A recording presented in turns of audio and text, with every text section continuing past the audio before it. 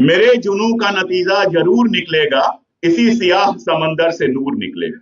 खैर, idea of India की बात हो रही थी और शुरुआत में मैंने उसमें अटल बिहारी वाजपेयी का नाम सुना और मुझे तुरंत एक किस्सा याद आया। शायद आप में से कुछ लोगों को पता हो, पास में ही फरीदाबाद है, बहुत दूर नहीं है। और फरीदाबाद में एक बादशाह खान हॉस्पिटल हुआ करता था, बड़ा अच्छा सा प्यारा सा हॉस्पिटल था। और हुआ करता था, मैं इसलिए कह रहा हूं कि 2020 में बादशाह खान हॉस्पिटल का नाम बदल के अटल बिहारी वाजपेयी हॉस्पिटल कर दिया गया। तो मैं पहले ही माफी चाहता हूं कि मेरे किसी आइडिया ऑफ इंडिया में बादशाह खान और अटल बिहारी वाजपेयी एक साथ नहीं आ सकते। ये मेरी प्रॉब्लम है। किसी के आ सकते हैं तो वो शामिल करे शौक से। बादशाह खान को याद करते हुए दूसरा जो मुझे किस्सा याद आता है वो दुबई का याद आता है। जो हजरात दुबई गए होंगे उनको अच्छी तरह से ये पता है कि वहां जो ड्राइवर साहिबान है ज्यादातर NWFP के हैं। तो हमारे साथ भी थे, एक बुजुर्ग थे, उन्होंने हमसे पूछा क्या करते हो, तो हमने कहा इन्हें क्या बताएं, तो हमने कहा सहाफी हैं। तो फिर उन्होंने बात करनी को शुरू की, तो हमने कहा जब ये NWFP के हैं तो, और वो भी पेशावर के पास के हैं, तो हमने इनसे कहा कि बादशाह खान के बारे में पूछ लेते हैं। बुजुर्ग थे, उन्होंने कहा कि पाकिस्तान की सरकार ने लगातार उनको जेल में रखा, लेकिन जब बादशाह खान की मौत हुई तो पेशावर में गाड़ियां खड़ी करने की जगह नहीं थी। ये वो इज्जत है जो मोहब्बत से कमाई जाती है, जो नफरत वालों को और सरकार के आगे पीछे घूमने वालों को कभी नहीं मिलती। बादशाह खान के बारे में बहुत कुछ बताया जा चुका है मुझसे पहले जिन लोगों ने बात की, बहुत सारे किस्से सुनाए बाजार खानी के और तमाम सारे उनके किस्से सुनाए। ये अपने आप में सोचकर बहुत आश्चर्य होता है कि वो इलाका जो हमेशा से हिंसा के लिए जाना जाता था और अब भी हिंसा के लिए जाना जाता है, ऐसा नहीं है कि आज वो हिंसा के लिए नहीं जाना जाता है, उस इलाके में एक आदमी खड़ा होता है, लाल कुर्ती मूवमेंट शुरू करता है और अहिंसा की बात करता है। ये अपने आप में एक बेहद आश्चर्यजनक बात है और ये बताता है कि अहिंसा की ताकत क्या होती है और अहिंसा की पहुंच क्या हो सकती है। लेकिन आज मुझे लगता है कि हमारा मौजूद जो है, हमारा सब्जेक्ट जो है वो आइडिया ऑफ इंडिया है। और चूंकि जो मुझे जानते हैं उन्हें पता है कि कश्मीर पर मैंने काफी काम किया है। तो जब कश्मीरियत लफ्ज पहली बार मेरे सामने आया था, मैं बैठा हुआ था कश्मीर में, और ये बात मैं कर रहा हूं 2015 की, शायद अभी किताब लिखना शुरू ही किया था। तो कहीं बैठा हुआ था और किसी ने कश्मीरियत लफ्ज कहा, तो मैंने कहा हाँ, किताबों में तो मैंने पढ़ा है, लेकिन एग्जैक्टली इसका मानी क्या होता है। और मैं बताऊं, मेरी जिंदगी का सबसे खूबसूरत वो आंसर था। उन्होंने कहा कि ये वो तहजीब है जिससे इंसान साथ रहते हैं।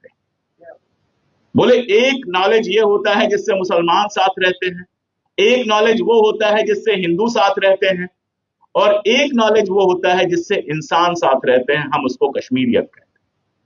तो मैंने कहा इसी को तो हम भी हिंदुस्तानियत कहते हैं। तो कहे हाँ, दोनों में फर्क नहीं है, बस उतना ही फर्क है जितना कश्मीर और हिंदुस्तान में है।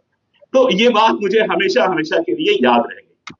आजादी की लड़ाई को जब भी मैं अपने तरीके से देखता हूं, दो चार किताबें लिखी हैं उस चक्कर में पढ़ना पड़ा, मैं हिस्ट्री का कभी विद्यार्थी रहा नहीं। जितना भी मैंने समझने की कोशिश की आजादी के आंदोलन को, मुझे हमेशा उसमें दो अलग अलग रास्ते दिखाई दिए।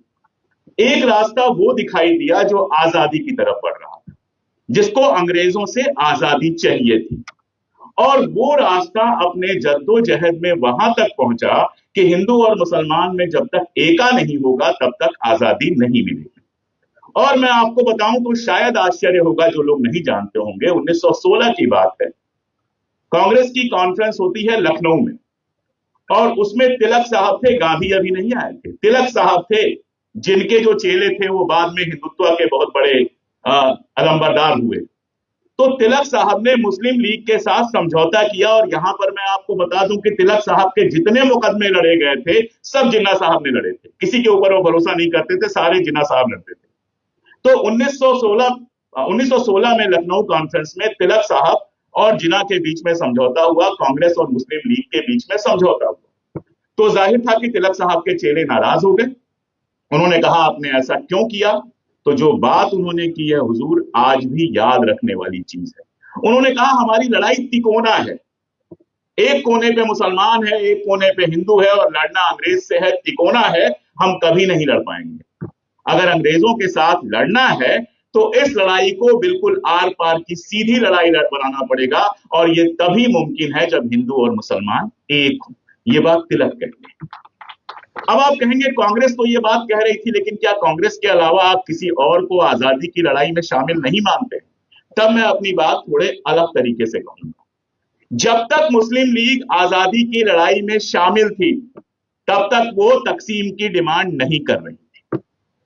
आप इतिहास उठा के देख लीजिए, मुस्लिम लीग और कांग्रेस में कॉमन मेंबरशिप होती थी, वैसे ही जैसे हिंदू महासभा और कांग्रेस की मेंबरशिप होती थी।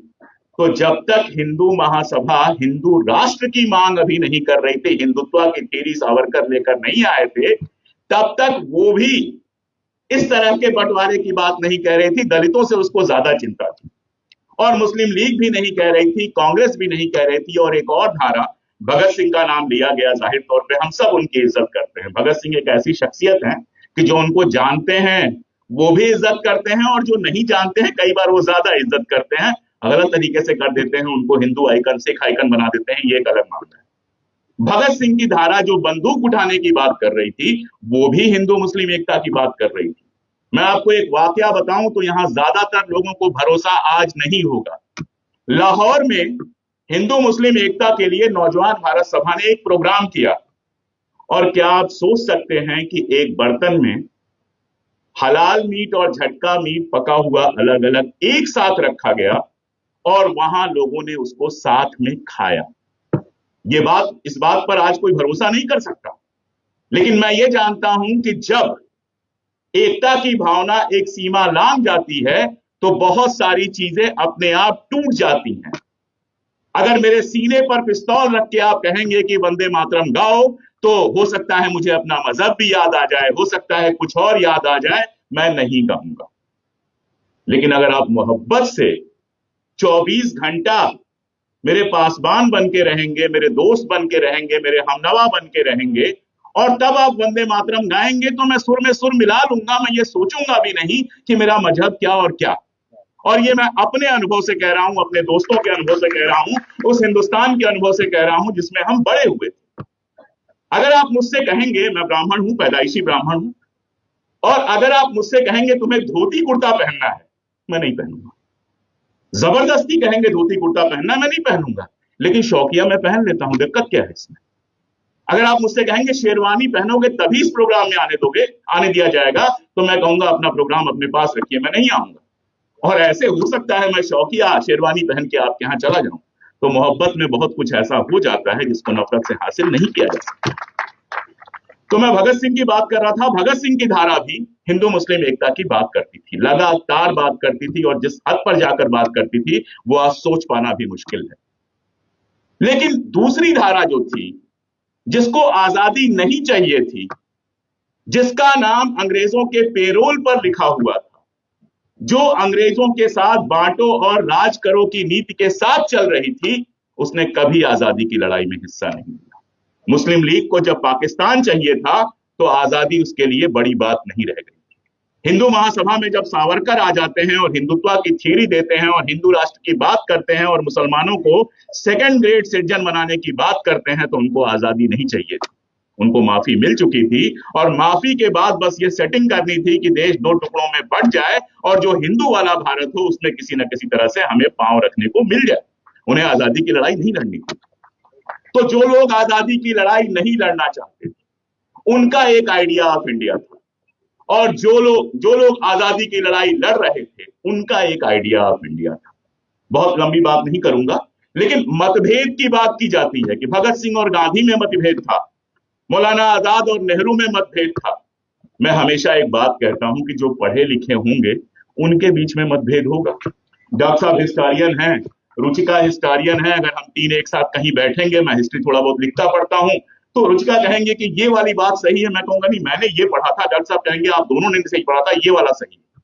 लेकिन अगर तीनों हाई स्कूल फेल हैं तो तालियां बजाएंगे और तालियां बजवाएंगे, जो ज्यादा पेमेंट करेगा उसके लिए तालियां बजाएंगे। तो जो पढ़े लिखे होंगे उनके बीच में मतभेद होगा, नंबर 1। दूसरा, ये मतभेद कैसा था? मुझे दिल्ली से मुंबई जाना है, जलाल भाई मुझे कहते हैं कि मुंबई आ जाओ, तो मतभेद ये हो सकता है कि जलाल भाई कहें फ्लाइट लो 1.5 घंटे में आओ, राम साहब कहें, राम पुनियानी सर कहें कि एक काम करो ट्रेन से आ जाओ, ज्यादा अच्छा होगा, रात भर में पहुंच जाओगे। और मैं कहूं नहीं, मुझे ड्राइव करने में बहुत मजा आता है, मैं ड्राइव से आऊंगा। मंजिल एक है, तीन अलग अलग रास्ते हो सकते हैं, ये मतभेद। और मनभेद कहां होता है कि जलाल साहब बुलाए मुंबई और मैं कहूं नहीं नागपुर में जाके सलाम ठोकाता हूं, वहां वहां मनभेद होता है, ये फर्क होता है। तो भगत सिंह हो, गांधी हो, भगत सिंह को गांधी को गोली मारने की जरूरत नहीं पड़ी और नाथूराम गोडसे को किसी अंग्रेज को गोली मारने की जरूरत नहीं पड़ी। दोनों ने अगर बंदूक उठाया था तो दोनों का निशाना भी एक ही होना चाहिए था ना। लेकिन भगत सिंह को कहा जाता है चंद्रशेखर आजाद से, जब चंद्रशेखर आजाद हिट थे तो उस समय सावरकर के बड़े भाई ने कहा कि जिन्ना को गोली मार दो, बदले में तुम्हें हथियार भी देंगे, पैसे भी देंगे। वो ऐसा वक्त था कि वाकई क्रांतिकारी आंदोलन के पास पैसे पैसे की दिक्कत थी, भगत सिंह गिरफ्तार हो चुके थे और बहुत मुश्किलात थी।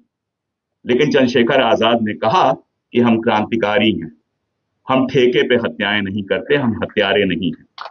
ये फर्क होता है अगर कोई समझना चाहे तो। अब बात करूंगा तो बहुत लंबी हो जाएगी, इसलिए बहुत शार्ट में कहता हूं कि दिक्कत यह हुई कि इस देश को आजादी मिलते ही लोकतंत्र मिला। 46 के आसपास, 47 के आसपास जितने मुल्क आजाद हुए आप देख लीजिए, तानाशाही बनी, गुंडागर्दियां चली, तो वहां की जनता लोकतंत्र के लिए तड़प रही थी। हमारे यहाँ टाइम पे लोकतंत्र मिल गया तो जो नहीं होता है उसके लिए आदमी तड़पता है। तो 70 साल बाद हमने ऐसे लोगों के हाथ में सत्ता दे दी जिन्होंने आजादी की लड़ाई से गद्दारी की थी, जिन्होंने आइडिया ऑफ इंडिया से गद्दारी की थी। तो बिल्कुल जाहिर था कि सत्ता में आने के बाद वो वही करते जो कर रहे हैं। और एक बात मैं बहुत साफ कर दूं, मुझे बहुत बुरा लगता है जब मैं ऐसी महफिलों में आता हूं और नीचे 2-3 लोग मिल जाते हैं और मुझसे कहते हैं आप हमारे लिए नहीं। मैं किसी के लिए नहीं लड़ रहा, मैं अपने लिए लड़ रहा हूं। एक हिंदुस्तान जहां पे सब लोग मिलजुल के रहते हैं, वो मेरा ख्वाब है। ये मेरा ख्वाब है कि ईद में मैं किसी के घर में बिना दरवाजा खटखटाए घुस जाऊं और होली में वो उतने ही हक से मेरे घर में घुस जाए। ये मेरा ख्वाब है कि मेरी बच्ची इस देश में अगर बड़ी हो तो इस देश में हंसते खेलते हुए उसके मुसलमान दोस्तों, ईसाई दोस्तों, सिख दोस्तों, और कोई उसको परेशान ना करे इस बात के लिए कि वो किसी खास मजहब की है, किसी खास इलाके की है, उसका बाप कोई खास है। ये मेरा ख्वाब है, ये मेरे पुरखों का ख्वाब है जिसके लिए मैं लड़ रहा हूं। और आप भी किसी कौम के लिए मत लड़िए, इस ख्वाब के लिए लड़ेंगे तब कुछ हासिल कर पाएंगे। और मेरे साथ गौहर रजा साहब हैं। गौहर रजा साहब उन लोगों में से है जिनकी मैं बेहद बेहद इज्जत करता हूं। और किस बात के लिए करता हूं? इसलिए कि वो हर तरह की कट्टरता के खिलाफ बोलते हैं। इसीलिए मैं कहूंगा कि अगर एक आइडिया ऑफ इंडिया के बारे में आप सोचते हैं तो ना तालिबान हमारा मॉडल हो सकता है, न कोई और हमारा मॉडल हो सकता है। एक लिबरल हिंदुस्तान हमारा मॉडल हो सकता है, जहां जो टोपी लगाना चाहे वो टोपी लगाए, जो बुर्का पहनना चाहे वो बुर्का पहने, और जो सिर में बाल लहराते हुए घूमना चाहे वो लहराते हुए घूमे। कोई पूजा करना चाहे पूजा करे, कोई नमाज करना चाहे नमाज करे, और हमारा जैसा नास्तिक जो कुछ नहीं करना चाहे उसको भी कुछ करने के लिए मजबूर ना किया जाए। अगर हम ये बना पाएंगे तो ठीक है, वरना। और एक शेर चूंकि सब लोग सुना रहे हैं तो मुझे भी सुनाना पड़ेगा, अब तो रवायत बन गई। तो अमीर कजलबाज का वो शेर है, मुझे बहुत ज्यादा याद नहीं रहते और मुझे बहुत पसंद है कि निराश होने की बिल्कुल जरूरत नहीं है।